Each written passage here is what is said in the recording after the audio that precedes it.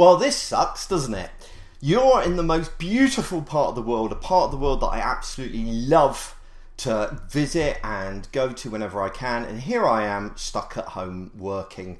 I've got other commitments at the moment, so I can't be with you at Working Digital, but I did want to share a couple of thoughts with you before you wrap up the day. I'm sure you've had an incredible day. You've learnt loads of things about digital and the digital world, but I want to share something with you, just one point really, and I want to illustrate that point in a couple of ways. And the one point I want to share with you is digital cannot just be a bolt-on to your business. It's not something you can just add on to the side of it. That's because digital isn't just another marketing channel. It isn't just another tool in your arsenal. It's a social phenomenon. Digital is changing our world in profound ways.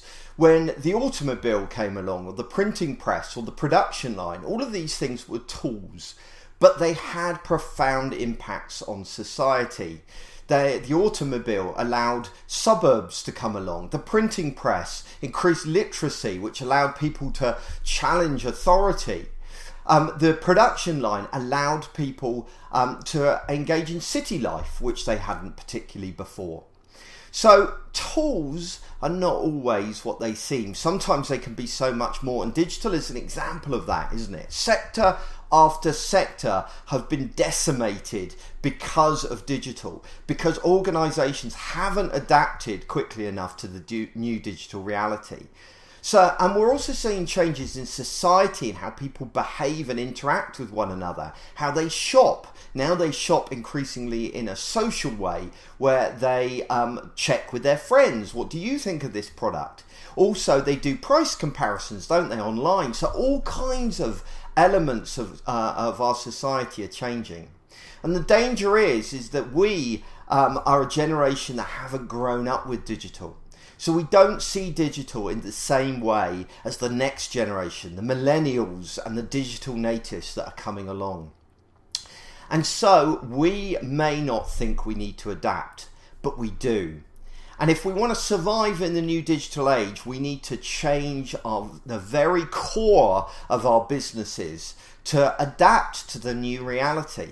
And I don't care whether your business is big or small, those changes need to happen. So for example, at the bigger end of the spectrum, we are seeing the British government undertake major restructuring and reorganising in order to accommodate digital. Nike, Starbucks, all of these kinds of big organisations, Nestle, universities are making fundamental changes to the way they operate to put digital at the heart of what they do. But it's also bringing about changes in smaller organisations as well, smaller companies. A friend of mine opened a blow-dry bar. Now, with my hairstyle, it's not a place that I will ever be visiting, but it's really interesting to see what she's done. She came from a web design background and has taken all of that digital knowledge and applied it to something as simple as a blow-dry bar. So all of her stylists have iPhones so that they can see notes about their clients. They can take photographs of their clients. The central booking system that they have enables people to book their appointments on Facebook. It allows the stylists to see the preferences of those customers. Do those customers like coffee or tea when they come in, with milk or 2 sugars or whatever? So they can provide a much better customer service thanks to digital. They've also transformed the way that they market and sell their business as well, and their offering. So they can post something on Facebook about that there are appointments available, or here's a photograph of somebody that came in earlier today, and they can hear the phone ring downstairs as instantly people start booking appointments. So there is a way to do business that is radically different to the way that we've worked before. A greater level of customer service, a greater level of engagement with our prospective customers and our audience, and alternatives beyond those kind of traditional methods that we used to do business, whether that be marketing or sales or whatever. So I want to encourage you to start thinking digitally by default. So what do I mean by that? Well, to be digital by default is to think about digital first. So when you're faced with a business problem, ask whether digital has got the answer. Because oftentimes you will find that digital has got a faster, better and cheaper way of doing things than the old way, the way that you've done it for years.